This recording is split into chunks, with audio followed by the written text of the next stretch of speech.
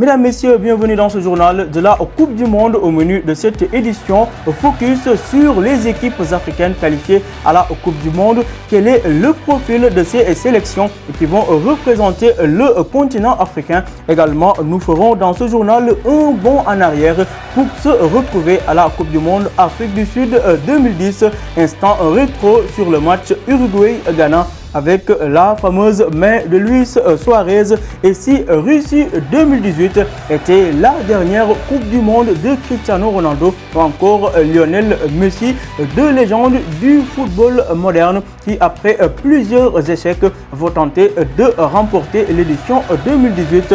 Également, nous reviendrons sur l'histoire du trophée de la Coupe du Monde et vous révéler tout ce que vous ne saviez pas. Enfin, nous terminerons par des infos spéciales Coupe du Monde et Mercato. Voici pour les titres. Tout de suite, le développement.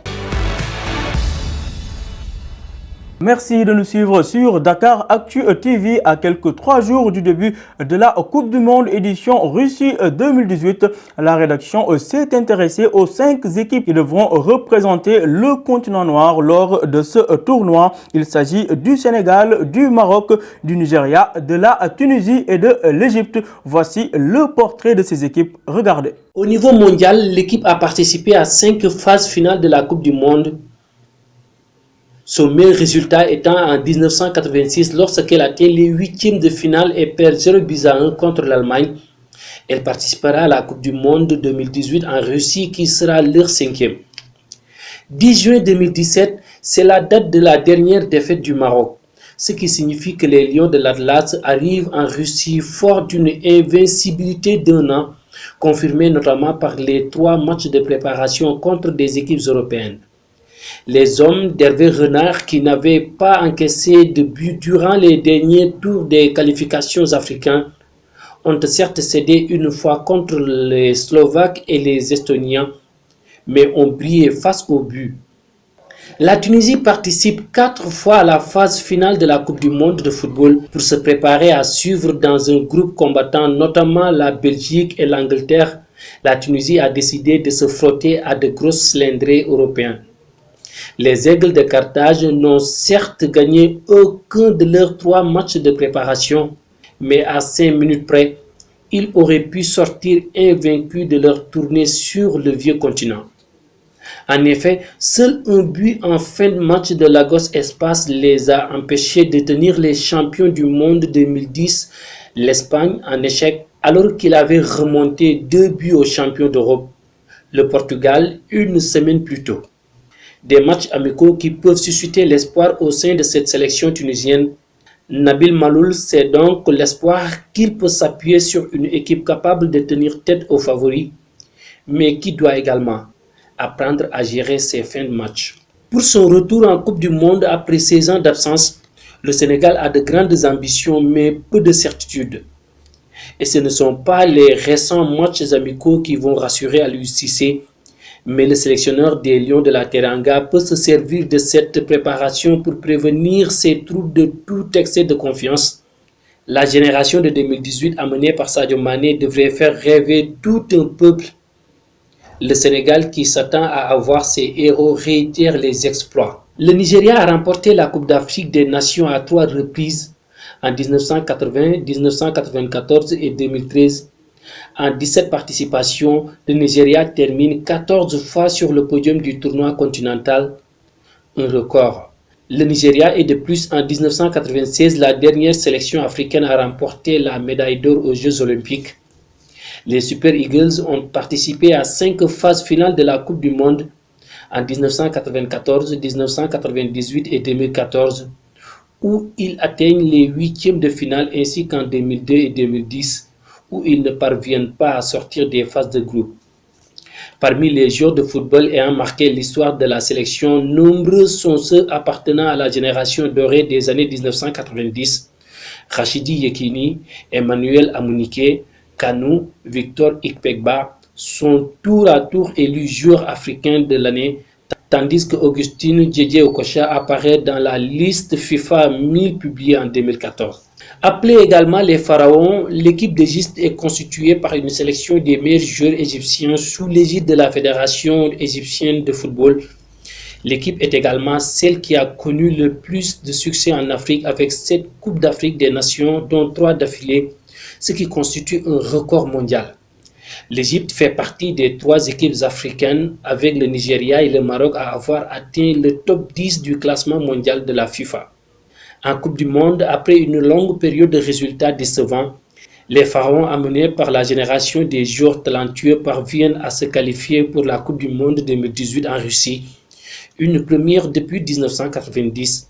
Cela devra porter l'espoir de tout un peuple. Le Sénégal qui a joué aujourd'hui contre la Corée du Sud, c'était un match à huis clos. Le Sénégal qui a remporté cette rencontre contre la Corée du Sud. À présent, l'instant rétro de ce journal, un certain 2 juillet 2010, le Ghana et l'Uruguay se disputaient une place en demi-finale. C'était lors de la Coupe du Monde 2010, un match qui restera dans les annales avec la fameuse main de Luis Suarez. Suarez qui s'était sacrifié pour sauver son équipe. Regardez. 쪽에 위치한 붉은색 유니폼이 가나입니다. 란 오른발로 감아줬습니다. 자, 직접 슛. 가나의 문타리가 공 잡고 왼발 슛. 문타리! 선제골! 문타리! 네. 문타리! 저것이 문타리죠. 네, 역시 왼발 한 방. 네, 이것이 감독 언급되라면 직접 찰 것 같아요. 자, 슛! 들어와요. 동점골입니다. 자, 역시 폴란이에요. 포를란. 계속해서 지금 프리킥을 찼었는데요. 감아주고 헤딩 뒷공간. 다시 한번. 자, 슛! 또 한 번. 자, 지금 상황은 마지막 슈팅을 이제 팔로 막아낸 것 같은데. 기안의 페널티킥. 자, 슛! 골대 맞고 빗나갑니다. 찔러줘. 기안! 아사모아 한 번에 올려줍니다. 자, 헤딩. 네. 승부차기. 슛. 네. 자, 기안의 승부차기. 슛. 네. 아디야. 슛. 또 한 번 막힙니다. 자, 우루과이를 살려내는 무슬레나 골키퍼. 아브레우 달려갑니다. 슛. 우루과이 들어갔습니다. 성공시킵니다. 우루과이. La Coupe du Monde, c'est également un défi, un challenge pour les 32 équipes qui la convoitent, notamment les superstars comme Cristiano Ronaldo, le capitaine portugais, ou encore Lionel Messi avec l'Albi Céleste, 2 phénomènes du football moderne qui rêvent encore de soulever le trophée doré à 30 ans pour Lionel Messi et 33 ans pour Cristiano Ronaldo. Ces 2 stars ont-ils encore des chances de gagner l'édition 2018? Regardez. Une dernière chance pour la plus belle récompense. Depuis plus de 10 ans, rares sont les week-ends où l'un ou l'autre ne trouve pas le chemin défilé. Nous parlons des phénomènes du football moderne Cristiano Ronaldo et Lionel Messi. Aujourd'hui, l'Argentin et le Portugais occupent les 2 premières places du classement des buteurs dans la Liga espagnole et Ronaldo est en tête du tableau dans la Ligue des Champions, mais à 30 et 33 ans respectivement. Le temps presse pour eux s'ils veulent réaliser leur rêve d'ajouter la Coupe du Monde de la FIFA à leur palmarès. Alors qu'ils s'apprêtent à participer en Russie à leur 4e Coupe du Monde, quels sont leurs espoirs de brandir le trophée doré le 15 juillet? Cristiano Ronaldo, Real Madrid et Portugal, c'est 47 matchs joués pour 48 buts marqués et 10 passes décisives. Le Portugais est également vainqueur de la Coupe du Monde des clubs FIFA 2017, de la Supercoupe d'Espagne, de la Supercoupe de l'UEFA et de la Ligue des Champions 2018. Lionel Messi. Lionel Messi a tout simplement écrasé le concurrent en Liga cette saison. Pichichichi, pour la 6e fois de sa carrière, il a trouvé le chemin des filets 34 reprises en 36 matchs. L'Argentin est le meilleur buteur depuis l'extérieur de la surface avec 8 buts et le meilleur buteur sur coup franc avec 6 réalisations. Et en plus d'être le meilleur buteur du championnat, Lionel Messi est aussi le meilleur passeur avec dans son compteur 12 passes décisives. Ronaldo a changé son style de jeu depuis un peu plus d'une saison. Le Ronaldo présent à peu près partout dans le secteur offensif a cédé la place à un avant-centre plus cantonné à la finition dans la surface. Le Portugal, qui n'a jamais retrouvé un avant-centre de poigne efficace depuis la retraite internationale de Paoletta après Allemagne 2006, a tout intérêt à utiliser Ronaldo dans ce rôle en Russie. Même sans Messi, l'Argentine ne manque pas d'arguments dans le secteur offensif. Sergio Aguero, Gonzalo Higuaín, Ángel Di Maria, Paulo Dybala et Mauro Icardi feraient sans aucun doute partie du 11 de départ de la plupart des sélections qualifiées pour la Russie 2018. Si le sélectionneur Georges Sampaoli sait profiter de cette diversité devant le but adverse, il sera difficile de barrer la route d'Argentine en Russie. Ronaldo en Coupe du Monde. 2006, demi-finaliste contre la France. 2010, le Portugal s'arrête au 8e de finale sur la marque de 1-0 contre l'Espagne. 2014, le Portugal tombe à l'étape de la phase de groupe. 2006, quart de finaliste perdu au tir au but contre l'Allemagne. 2010, quart de finaliste perdu 4-0 contre l'Allemagne. Et enfin, 2014, finaliste 1-0 après prolongation également perdu contre l'Allemagne. L'édition de la Coupe du Monde 2018 se présente comme un ultime challenge pour ces deux monstres du football. Jules Rimet, ce nom ne vous dit certainement pas grand-chose. Eh bien, c'est le dessinateur du trophée de la Coupe du Monde depuis la création du tournoi en 1930. Deux trophées se sont succédés. D'abord, une première version entre 1930 et 1970 et la version récente de 1974 à nos jours. Voici tout ce qu'il faut savoir sur ce trophée de la Coupe du Monde. 5 kilos d'or. Depuis la création du tournoi en 1930, deux coupes se sont succédées. Dessiné par Jules Rimet, le trophée original a été remis jusqu'au mondial 1970. Après 3 victoires, le Brésil de Pelé obtient cette année-là le droit de garder la coupe définitivement. Pour la 10e édition en 1974, la FIFA, Fédération internationale de football, commande un nouveau trophée. 53 maquettes seront soumises et c'est finalement la proposition du sculpteur italien Silvio Gazzaniga qui sera retenue. La statuette de 36,5 cm de haut, composée de 5 kg d'or 18 carats, repose sur une base de malachite, un minaret. Au total, cette sculpteur de 2 sportifs qui exultent pèse 6,175 kg. Personne ne peut toucher le trophée, sauf les anciens champions du monde et les chefs d'État. Le vainqueur repart avec une réplique. Avec le nouveau règlement de la FIFA, le trophée n'est plus remis aux champions du monde. À la place, ceux-ci se voient d'offrir une réplique en plaqué or.